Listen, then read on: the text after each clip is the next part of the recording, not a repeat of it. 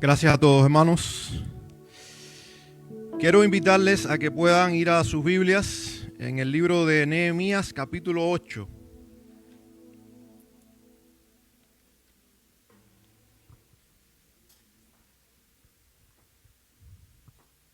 Los niños pueden salir a su tiempo.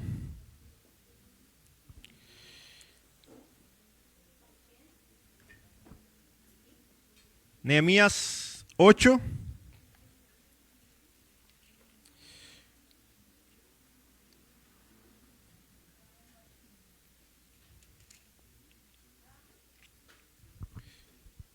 Como pueden ver, es un capítulo bastante extenso. Voy a leer una primera parte, pero la idea es que ustedes lo tengan allí y lo puedan ir como que hojeando, ¿verdad?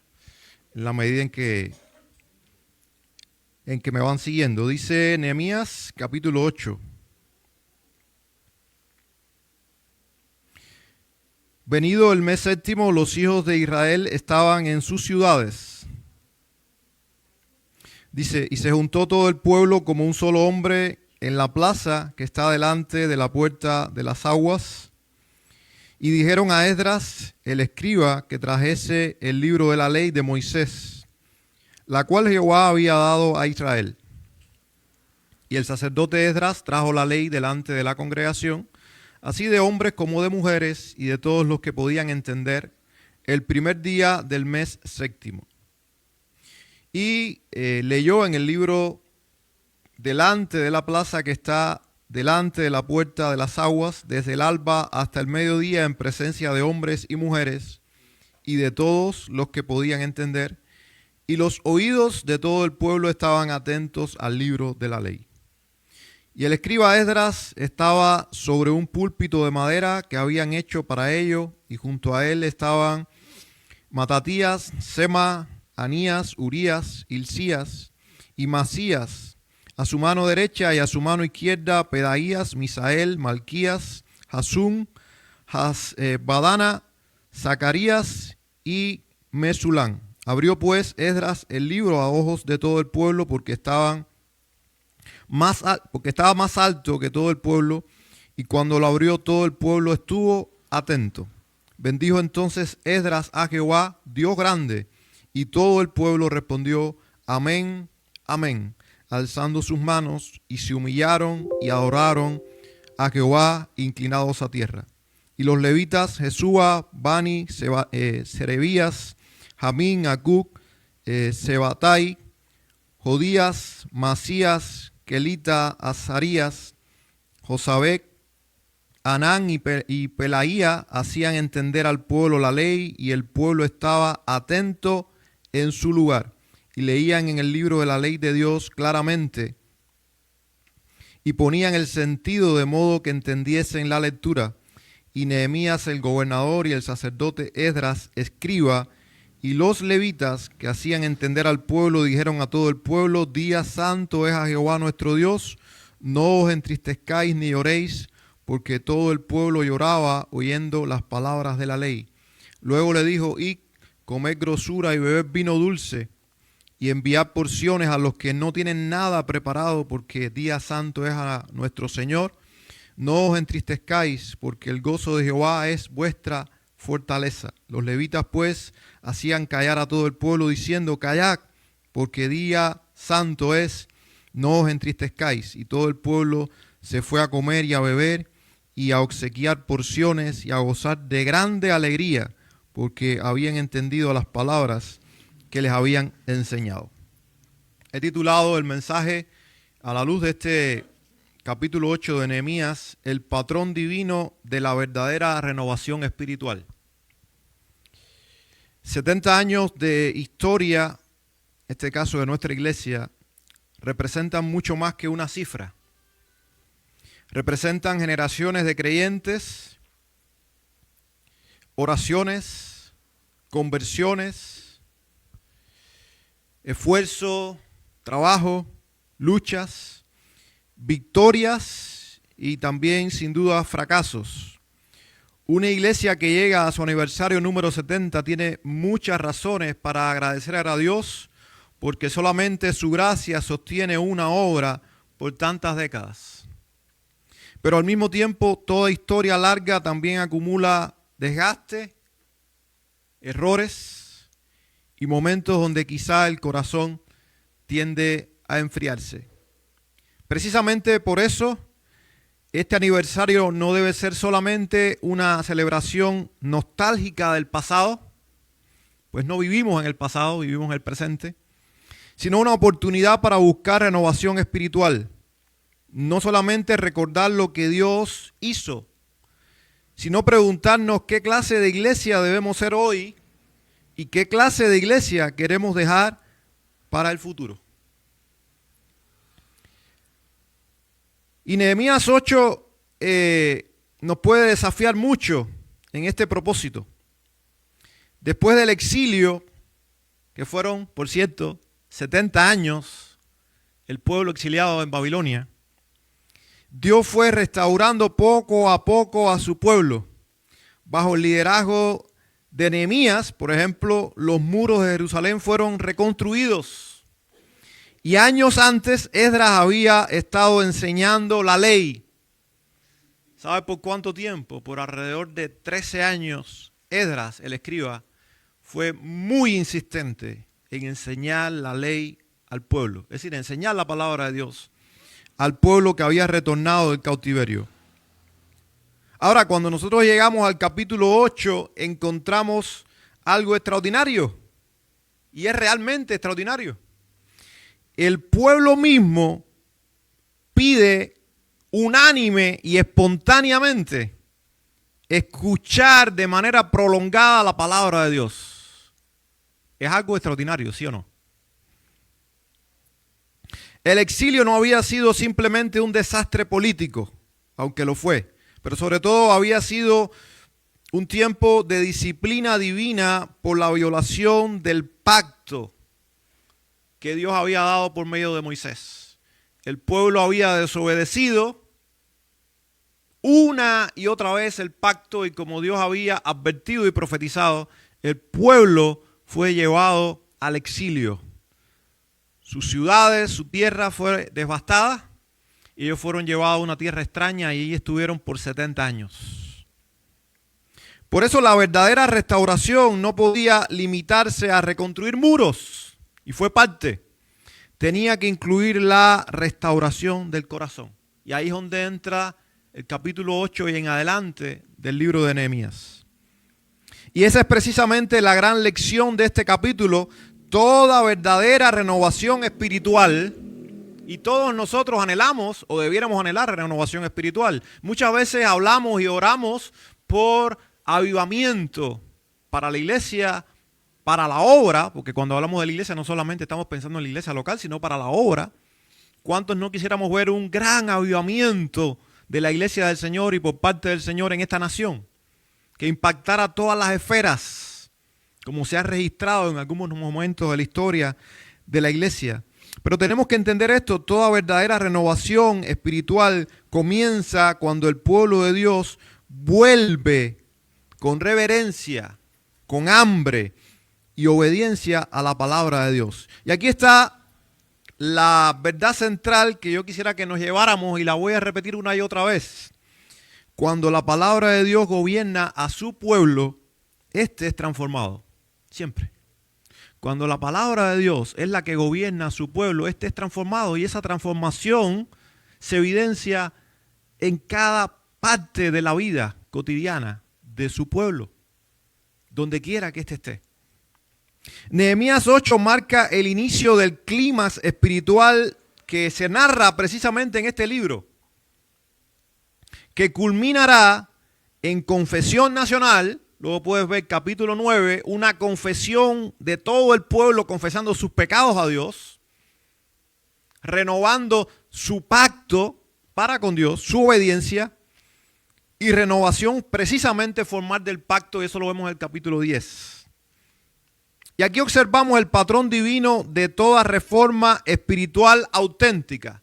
No solamente lo vemos en Nehemías 8, sino que ustedes lo pueden ver a lo largo de toda la Biblia, este patrón, estos principios, que es lo que voy a compartir con ustedes.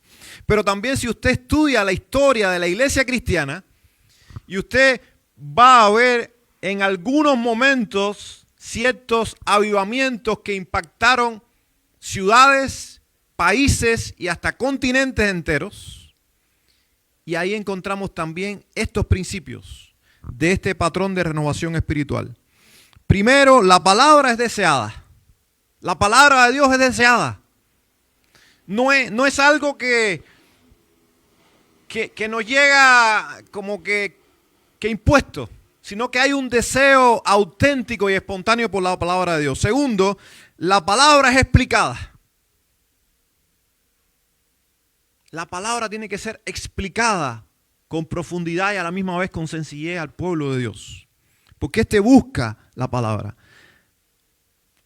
Tercero, la palabra, por supuesto, cuando es explicada, humilla a quien la escucha, pero también le consuela. Y por último, la palabra es obedecida. Ese es el patrón y es lo que yo quiero compartir con ustedes. Si ustedes pueden seguir ahí, capítulo 8 de Nehemías, ahí donde leímos, versículo 1 al 3, se nos describe lo que yo les decía y yo veo como algo extraordinario porque no es común, no es ordinario.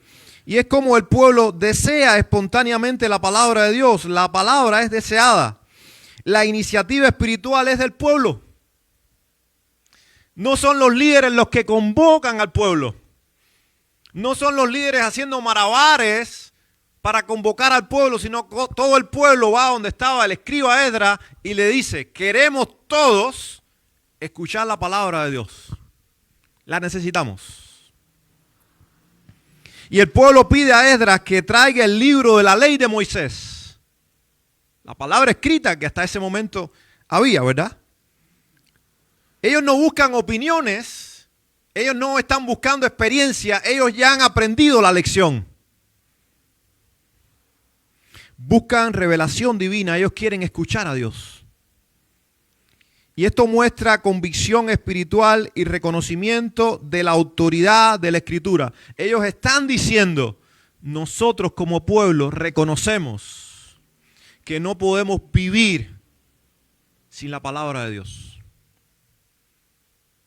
Ellos entendieron en medio de la euforia, porque imagínense, bueno, creo que no lo podemos ni imaginar.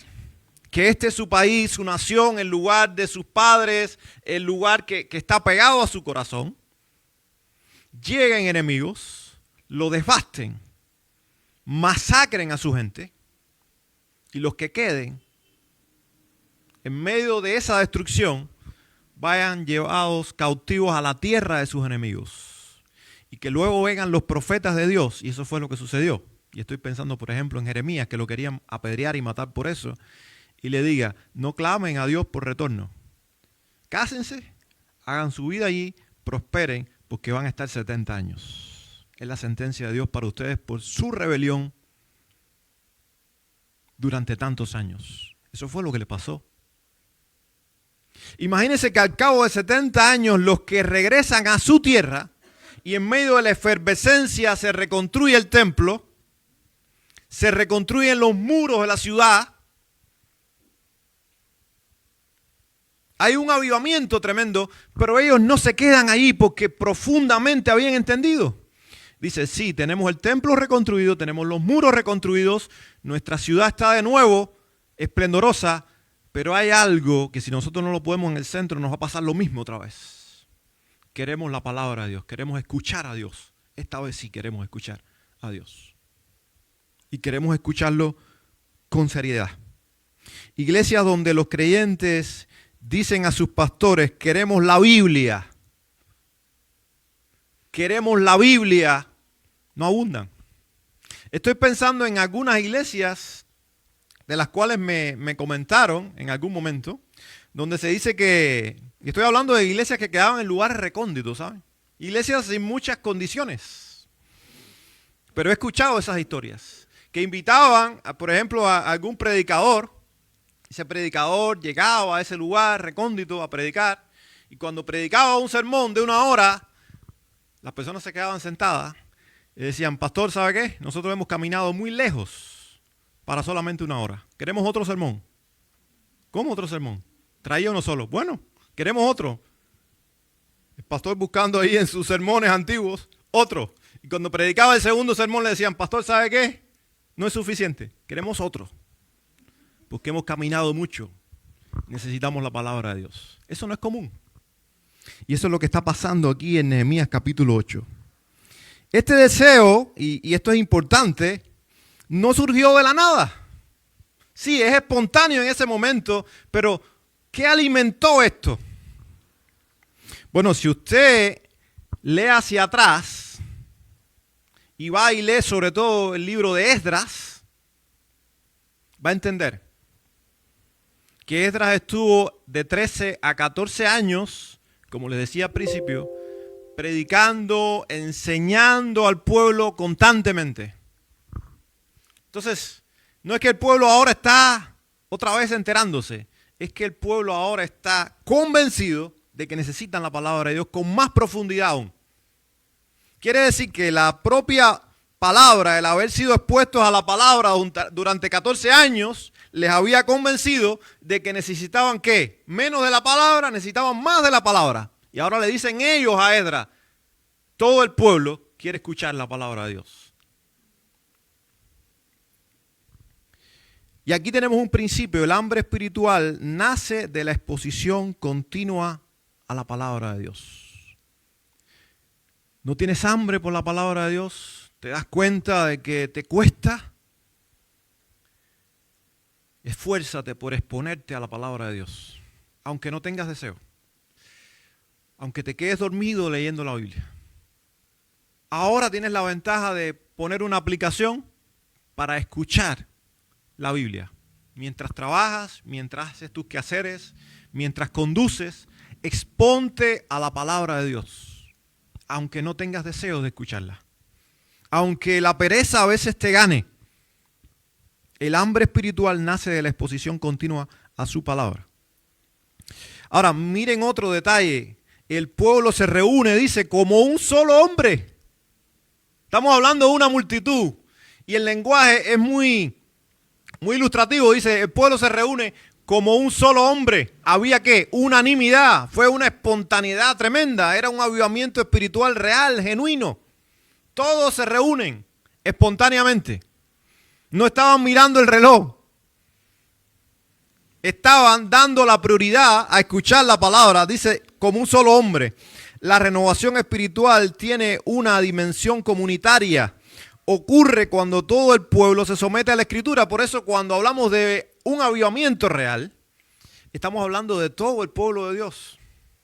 Puede ser que haya un avivamiento en una iglesia local, pero cuando estamos hablando de un avivamiento que impacta a una nación, por ejemplo, que impacta a una cultura, a una sociedad, estamos hablando de que todo el pueblo de Dios busca de esta manera a Dios. Y eso ha ocurrido. No ha sido todas las etapas de la iglesia, pero ha ocurrido en algunas etapas de la historia de la iglesia. Y lo otro que yo veo aquí que me sorprende tremendamente, y sobre todo para nosotros en esta sociedad donde estamos tan estructurados y donde el tiempo, por supuesto, nos lleva de la mano. Quiero que vayan ahí al capítulo 8 y se fijen cómo enfatiza tanto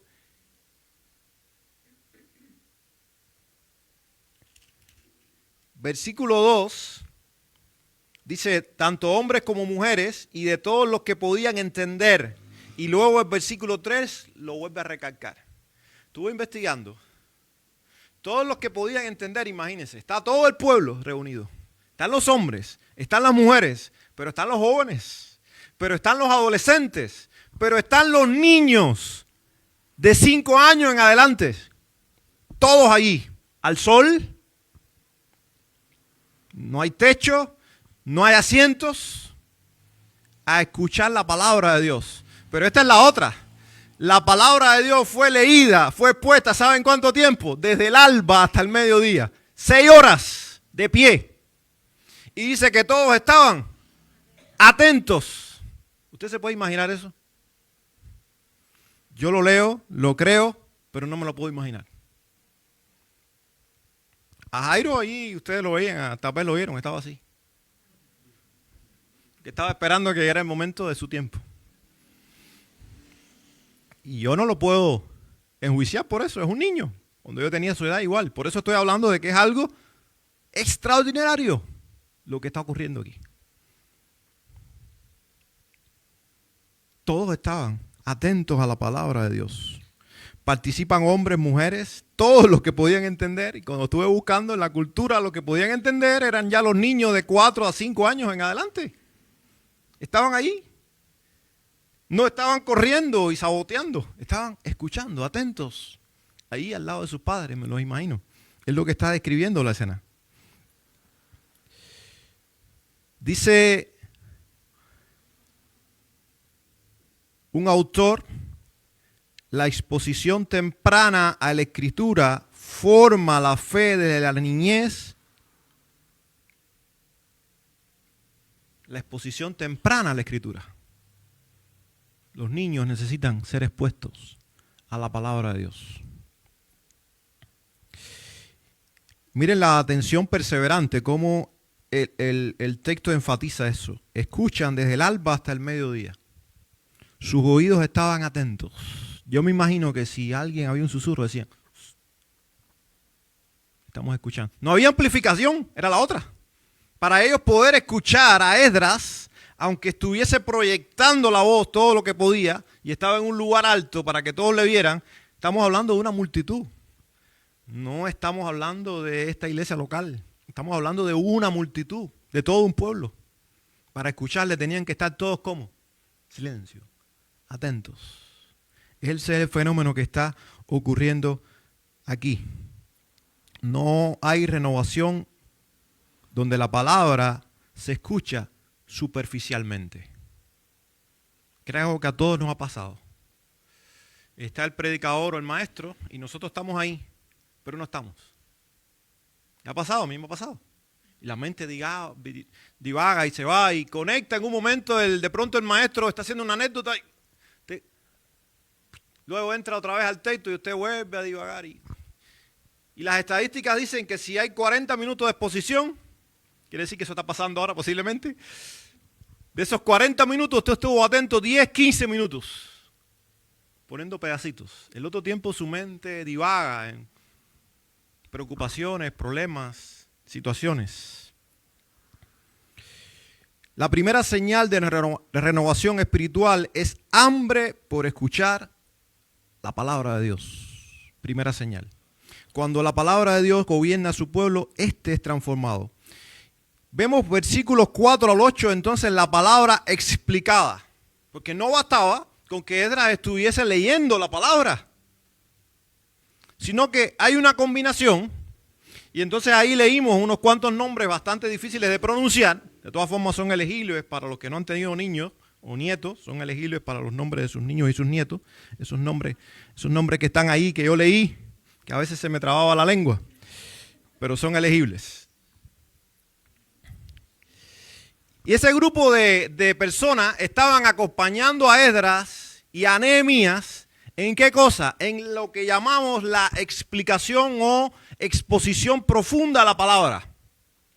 Y lo que estaba ocurriendo allí posiblemente era esto. Estaba toda la multitud reunida, estaba Esdras leyendo la palabra, posiblemente hacía alguna que otra pausa, leía una porción y hacía una pausa posiblemente, y luego todas aquellas personas seguramente hicieron como grupos. Allí de pie, no había techo, no había asientos, ahí de pie como grupos, y venía y entonces explicaba la palabra. Y además la traducía, porque Esdras estaba leyendo en hebreo y aquella gente, la mayoría, lo que entendía era arameo. Entonces fíjense, él leía, ellos venían, traducían, seguramente había preguntas, y él explicaba el sentido de la palabra. En ese fenómeno, durante aproximadamente 6 horas. Fue bastante tiempo. Se construye una plataforma, dice, para leer la ley delante del pueblo. Esdras se pone encima, pero esto también está simbolizando la supremacía de la palabra sobre todo los que estaban allí, incluyendo incluso a los líderes, a los que gobernaban el pueblo. Este es un principio recuperado, ¿saben? En la Reforma Protestante siglo XVI. ¿Qué ocurre? La iglesia se había desviado tanto, había perdido tanto de vista la palabra de Dios, se había llenado de tradiciones y de banalidades y de distorsiones, y entonces ocurre el gran movimiento de la Reforma Protestante. Y una de las cosas que restaura la reforma o que reforma ese movimiento, porque eso fue lo que hizo reformar, fue poner otra vez a la palabra de Dios en el centro. Y otra vez aparecen los púlpitos en el centro del lugar donde se reúne la iglesia. ¿Simbolizando qué? Y ustedes saben, porque esta iglesia tiene 70 años, me imagino que está por ahí, creo. La Biblia de púlpito, ¿recuerdan? Así, de este tamaño. Porque eso tenía un simbolismo. Y no debemos perderlo de vista. No estoy diciendo que hay que traer la Biblia. Lo que estoy diciendo es que cuando usted vea el púlpito aquí en el centro, sea que tiene una Biblia o no, recuerde que hubo un momento donde la iglesia se desvió tanto que hombres de Dios tuvieron que decir otra vez el púlpito en el centro, y por eso pusieron la Biblia luego allí, para que la iglesia recordara que una iglesia sin que la Biblia esté en el centro termina desviándose y entreteniéndose en muchísimas cosas que no son realmente el centro de la adoración a Dios. Lo otro que vemos ahí es la reverencia bíblica. Cuando Esdras abre el libro, el pueblo responde con reverencia y adoración. La revelación divina provoca una respuesta de respeto y adoración genuina. Hermanos, ¿se para alguien aquí a leer la palabra de Dios? ¿Es la palabra de quién? De Dios. ¿Quién está hablando? ¿El hermano? Sí, pero está pronunciando la palabra de Dios. Tenemos que enseñar a nuestros niños la reverencia. Por eso hubo un momento que le dije a Jairo, Jairo, siéntate correctamente. Yo no lo puedo obligar a que él esté atento, porque no le interesa en su edad. Pero yo tengo que enseñarle que se está adorando a Dios. Yo tengo que enseñarle que se está cantando a Dios. Yo tengo que enseñarle que se está leyendo la palabra de Dios. Y eso demora mucho tiempo. Y en su momento dará su fruto. Pero Dios merece ser reverenciado, ser respetado. Eso forma parte de la adoración. Qué interesante es muy interesante, que usted llega a una gran catedral, esas majestuosas, y usted entra, y por la construcción, y usted ve a 2, 3 personas ahí, que no hablan, en silencio. Y usted por respeto, ¿qué hace? Tampoco habla. Pero muchas veces en una teología correcta, porque es una teología correcta, si vamos enfáticamente a que esta no es la casa de Dios. El Nuevo Testamento recalca muy bien que la casa de Dios somos nosotros. El Señor habita en su pueblo y en cada uno de nosotros. Eso está teológicamente correcto. Pero a veces la teología correcta hace que nosotros nos comportemos en la práctica de manera incorrecta. Porque es verdad, este templo no es más sagrado que su casa. O su auto cuando usted va en él. O en el lugar donde usted está. Porque el Señor está en su corazón. Y sabemos que Dios no habita en templos hechos de manos de hombres. Eso está bien. Pero no olvidemos que cuando nosotros decimos vengo a adorar a Dios, eso solamente debe producir en nosotros reverencia. Estoy delante de Dios. Yo estoy seguro que si de pronto me dicen a mí, pastor, ahí fuera está la presidenta de la República, viene a hacerle la visita, pasó por aquí y quiere ir a visitar al pastor de Paso Ancho, Laura Fernández, y entra, ¿cómo la voy a recibir? ¿Cómo? Con respeto. ¿Por qué? ¿Por qué la presidenta? Bueno, ¿y por qué no recibo con respeto a todos? Si todos tienen dignidad igual.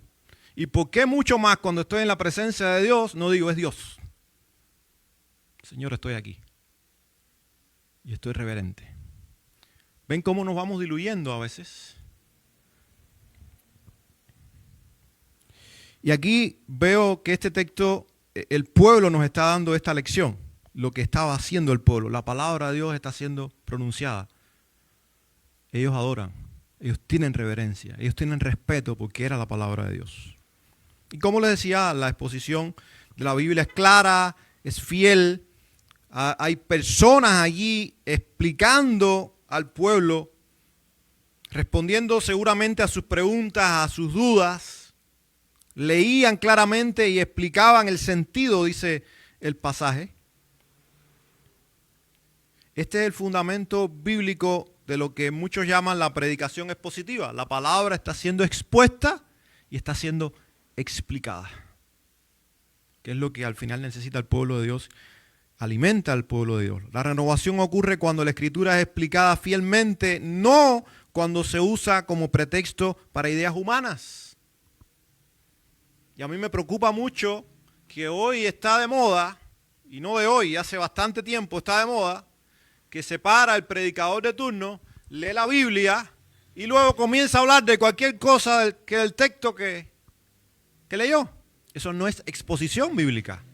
Eso es tomar la Biblia como pretexto para luego empezar a hacer anécdotas e ideas humanas que de vez en cuando contactan con la palabra de Dios. Pero eso no es exposición bíblica. Exposición bíblica es lo que Esdras enseñó. Porque si después vas al libro de Esdras, ¿de dónde sale esto? Así es como Esdras enseñaba. Y así es como el pueblo se habituó. La palabra de Dios expuesta. Conozco la palabra de Dios, la atesoro en mi corazón y ella produce la obra de transformación en mi vida. La iglesia se renueva cuando sistemáticamente escucha la palabra explicada con fidelidad. Sistemáticamente. Me preocupa también esto. Hemos estado haciendo esfuerzos para hacer ajustes en el programa de escuela dominical. Y el programa está construido, por supuesto, de manera consecutiva, sistemático, como el currículo del colegio o de la escuela de nuestros hijos. Imagínense que no haya un programa en la escuela. Que hoy mi hijo vaya el lunes y le enseñe lo que el maestro se le ocurra y el martes lo que se le ocurra al otro. No hay una continuidad. Eso no tiene sentido, ¿verdad? Porque ¿qué van a aprender? Ahora, estamos haciendo un programa sistemático, pero si el programa que estamos dando tiene 9 semanas y usted de las 9 semanas está 2, hermano, no se sorprenda si usted no entiende nada, ni canta nada, no puede seguir el ritmo, porque es sistemático y a las 9 semanas terminó y vamos a empezar con otro ciclo. ¿Quiénes alcanzan la bendición? ¿Quiénes realmente crecen, entienden, profundizan? Los que son sistemáticos. Porque necesitamos someternos sistemáticamente a la palabra de Dios. Pero también en sus casas lean la Biblia de manera sistemática. No lean pedazos de la Biblia, porciones de aquí a allá. Lean la Biblia y toda la Biblia, estudien la Biblia, escúchenla, porque hoy la pueden escuchar si tienen problemas de vista o le duele la cabeza o padecen de migraña. Cuando la palabra de Dios gobierna a su pueblo, este es transformado. Y vemos en el versículo 9 al 12 cómo vemos que el pueblo cuando es confrontado por la palabra, están escuchando, se les está explicando la palabra, el sentido de la palabra. ¿Qué ocurre con ellos? Comienzan a sentirse tristes, sentirse que le fallaron a Dios, sentirse humillados, se entristecen. Hace unos días aquí en el marco de los jueves que nos estamos reuniendo con cierta frecuencia, el grupo de alabanza y estamos ahí como estudiando un libro de adoración pequeño y tenemos como una reflexión, veíamos la lamentación como forma de alabanza y veíamos que hay un libro en la Biblia que es un libro de lamentaciones, donde el escritor Jeremías, precisamente en el marco de la destrucción de su nación, está adorando a Dios, pero por medio de ¿qué? De la lamentación, porque no puede estar alegre, porque está triste, porque ha ocurrido algo terrible. Y veíamos que el libro de los Salmos, que es el libro de la oración por excelencia en toda la Biblia, que tiene 150 capítulos, la mitad o más son de lamento. en una medida u otra. ¿Qué nos dice esto? Y lo meditábamos. Aquí hay seguramente algunos sentados que no están alegres, que están tristes, porque tienen problemas, porque tienen preocupaciones reales, porque están enfermos, porque les preocupa el rumbo que va tomando uno de sus hijos, o porque tienen un problema económico, o porque tienen otras dificultades. Y yo les decía, cuando adoramos a Dios, todos los cantos no pueden estar inclinados a decir, no pasa nada, todo está bien. Hay luchas, hay sufrimientos en nuestras vidas que son reales. Y forma parte de la adoración real, sentarnos al frente del Señor y decir, Señor, no entiendo por qué me pasa esto. Señor, estoy triste. Señor, estoy preocupado. Señor, tengo dolor en mi corazón. Y hay cantos que nos tienen que llevar no a reírnos, sino a llorar. Y más si en algún momento nos encontramos de que hemos desobedecido a Dios. De que cosas que nos están pasando es porque tomamos decisiones incorrectas en nuestra vida. Y no es para estar llenos de culpa, porque el Señor quita nuestra culpa y realmente nos trae gozo, pero también es verdad que enfrentamos las consecuencias a veces en nuestras desobediencias. Y la palabra de Dios nos lleva a eso. Por eso el pueblo se entristece. Porque cuando escuchan la ley, ¿qué fue lo que entendieron? Señor, por tanto tiempo hemos hecho todo lo contrario. Y ahora entendemos que todo lo que nos pasó y todo lo que hemos sufrido ha sido porque nosotros nos alejamos de ti. Y el pueblo lloraba. Ahora, cuando el pueblo llora, ¿qué le dicen ellos, los líderes? No lloren. No se entristezcan porque este es un día santo. Cambien esa tristeza por gozo. Lo que le están diciendo es, ya pasó, ahora hay un nuevo comienzo. Y nosotros sabemos que en Cristo siempre hay un nuevo comienzo. Podemos estar tristes, pero no para siempre. Nosotros sabemos que la tristeza y el dolor forman parte de la vida y también de la vida del creyente, del cristiano genuino, sí. Pero al mismo tiempo tenemos que decir, pero yo soy hijo de Dios y el Señor me ama. Y el Señor está trabajando en mi vida en restauración. Por eso insisten y le dicen al pueblo, no estén tristes, gócense. El gozo del Señor es su fortaleza, le dicen. Sí, escuchen la palabra, estén atentos a la palabra, corrijan su comportamiento, pero no se queden allí, en la tristeza, en lo que dejaron de hacer, en lo que podían haber hecho mejor. A veces veo a muchos padres en ese dilema, si fallé, si mi hijo está de esta manera, ¿qué no hice bien? Todos fallamos en algún momento. Y hay un momento donde tenemos que mirar atrás y decir, es verdad, fallé, Señor, perdóname, no le dediqué más tiempo a mi hijo, no hice esto, no hice lo otro, pero no cargar eso la vida entera, porque ya Cristo cargó con eso. Ahora, Señor, hay un nuevo comienzo. ¿Qué puedo seguir haciendo por mi hijo? ¿Puedo seguir orando por mi hijo? Gracias porque está allí. Y puedo seguir influenciando en la vida de mi hijo. Y así para solamente poner un ejemplo. Y vemos que hay una dirección pastoral sabia. No se queden en la tristeza. Sí hay razones para llorar en la vida, muchísimas. Nos pasan cosas que nunca esperamos que nos hubiesen pasado. Aquí no le ha pasado. ¿Quién aquí no está cargando con sueños rotos? Sobre todo la etapa ya cuando uno entra a los TA. ¿Sabe cuáles son los TA, no? 30, 40, 50. En esa etapa que uno va entrando, uno se pone un poco más reflexivo y es cuando uno empieza ya a cargar con los sueños que no se han cumplido. Lo que esperaba a estas alturas de mi vida haber logrado y no he logrado. Los fracasos que ya vamos cargando algunos de nosotros. Y eso nos va pesando. Y es el momento para sacudirnos y decir, es verdad, muchas cosas no sucedieron como yo pensaba, pero sigo estando en las manos de Dios. Y Dios no ha terminado con mi vida. Porque a veces nos quedamos ahí en el pasado lamentándonos de lo que pudo haber sido y no fue. Y perdemos de vista lo que Dios puede estar haciendo ahora y puede estar haciendo por medio de nosotros hacia el futuro. Y es lo que ellos le están diciendo al pueblo. No se entristezcan de esa manera porque hay una nueva etapa para ustedes.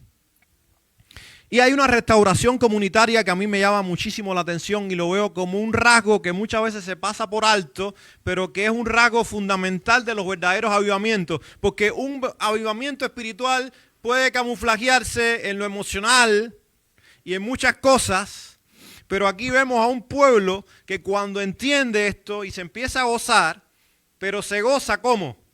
También teniendo en cuenta a los demás. Porque los líderes le dicen, mira, hay gente que está necesitada. Hay gente que necesita que ustedes se ocupen de ellos, que ustedes compartan con ellos. Y en medio de su gozo, ellos comienzan a hacerlo. Y comparten con el necesitado. Comparten con el más pobre, con el más débil. Y eso nos recuerda a nosotros algo. Nosotros no somos los más pobrecitos. Siempre hay personas al lado nuestro, a la par nuestra, que están más necesitados, sea espiritualmente, sea emocionalmente, sea materialmente. El avivamiento verdadero se puede palpar en esto. Un pueblo que agradece a Dios y ese agradecimiento rebosa para también pensar en los demás, porque no es egoísta. La verdadera predicación produce convicción de pecado y gozo en la gracia de Dios. Y un gozo que se ve realmente incluso expresado en las relaciones. Y por último, por supuesto, la palabra de Dios es obedecida, versículos 13 al 18. Nosotros leímos solamente hasta el versículo 12, ¿verdad? Como ustedes ven, el 13, es que ocurre algo tremendo. Estuvieron aquellas 6 horas y ¿saben qué fue lo que pasó? Después ustedes leen. Los líderes del pueblo, espirituales del pueblo, llamaron otra vez a Esdras y le dijeron, no hemos terminado. Queremos seguir escuchándote. ¿Y saben cuánto tiempo más estuvieron escuchándolo? Los líderes, 1 semana. A Esdras. Y aquí yo veo algo impactante. El avivamiento siempre comienza por el liderazgo. Cuando los líderes de la iglesia, que se espera que son los más maduros, cuando los líderes de la iglesia, que se espera que son los más maduros, son los que toman la iniciativa y son los que reconocen en primer lugar cuánto necesitan de Dios, entonces todo el pueblo va a ser influenciado por eso. Y aquí hay una aplicación para los padres. ¿Queremos a nuestros hijos interesados por las cosas del Señor? Interésate tú por las cosas del Señor. ¿Queremos a nuestros hijos que amen la iglesia? Ama la iglesia. ¿Queremos a nuestros hijos que amen la palabra de Dios? Ama la palabra de Dios y que te vean con la palabra de Dios. No solamente que tú digas cuánto amo la palabra, pero la Biblia está allí. Y ellos no te ven con la Biblia en mano. O ama a la iglesia, pero cuando te escuchan hablar de la iglesia es para criticar a la iglesia o para quejarte de la iglesia. Pero no ven que estás amando a la iglesia. ¿Cuántas veces entonces nuestra práctica no está teniendo el impacto que nosotros sinceramente deseamos en nuestros hijos? Queremos que nuestros hijos no sufran muchas de las cosas que hemos sufrido. Queremos que nuestros hijos no experimenten la agonía de este mundo. Sí, pero ellos están mirándonos 24 horas. Y lo que nosotros les modelamos es lo que realmente va a impactar sus vidas, no lo que digamos. Los líderes, los maestros en la iglesia, lo mismo para con el resto del pueblo de Dios. Los líderes toman la iniciativa y buscan a Esdras para que les siga enseñando. Y ¿saben qué es lo que pasa? En esa lectura, en esa indagación profunda de parte del liderazgo, se dan cuenta de algo. Pero es que estamos en el mes de celebrar la fiesta de los tabernáculos. Tenemos que celebrar la fiesta de los tabernáculos. ¿Y qué significaba la fiesta de los tabernáculos? Una fiesta que instituyó Moisés, que era para recordar, se celebraba en el mes séptimo, una vez al año, para recordar ¿qué? Que Dios los había liberado de Egipto, el tiempo que estuvieron en el desierto y que Dios cuidó de ellos sobrenaturalmente. Y era la fiesta entonces de los tabernáculos o las enramadas, donde ellos apartaban una semana, salían de sus casas, se construían unos casuchos ahí, unas enramadas de pencas, de no sé cómo llamarle, de ramas, y ahí vivían una semana. Y en esa semana, ¿qué pasaba?